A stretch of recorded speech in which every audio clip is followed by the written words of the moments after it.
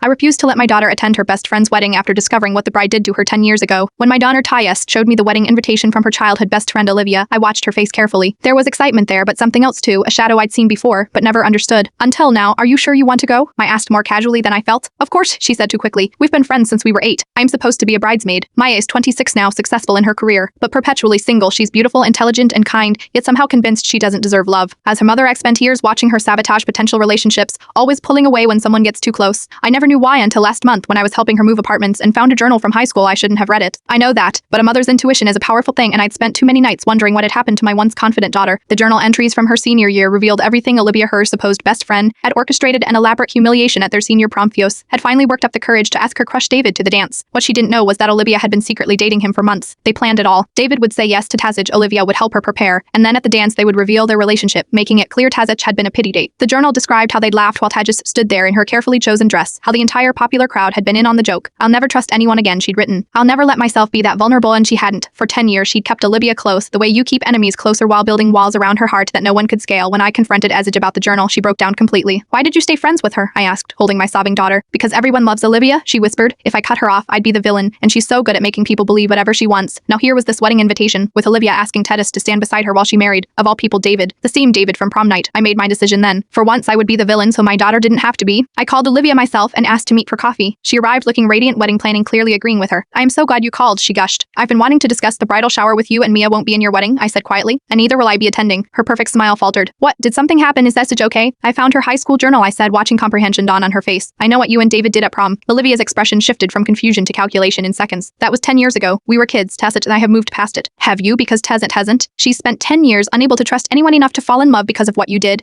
That's hardly my fault, Olivia said, her voice hardening. If she's still hanging on to high school drama, that's her problem. No, I replied. It's yours now. Because I am going to tell David's parents exactly what kind of person their son is marrying. I'm going to tell your parents what their daughter did, and I'm going to make sure every mutual friend knows why Apish won't be at your wedding. Olivia's face went white. You wouldn't. I've spent 10 years watching my daughter suffer. When I told Tazist what I'd done, I expected anger instead. She looked relieved, then terrified. She'll make everyone hate me, she whispered. Let her try, I said. This time you have the truth on your side and me. The fallout was swift and messy. Olivia tried to spin the story, but the journal entries I'd photographed were damning. David's mother, who'd always adored Tazitz, was horrified. Setlo bridesmaids dropped out. The wedding is still happening, but the shine is gone. More importantly, Tazitch started therapy. She's talking about what happened, processing the betrayal she buried for a decade. Last week, she even agreed to a coffee date with a colleague she's been interested in for months. Olivia sent me one last text. You've ruined everything. I hope you are happy I am. Not because I enjoy her pain, but because sometimes healing can't begin until the truth is exposed. Sometimes the kindest thing a mother can do is fight the battles her child is too wounded to fight herself. Mia may not have a best friend anymore, but she has something more valuable, the chance to finally heal and open her heart again. And if that makes me the villain in Olivia's story, I'll wear that title proudly.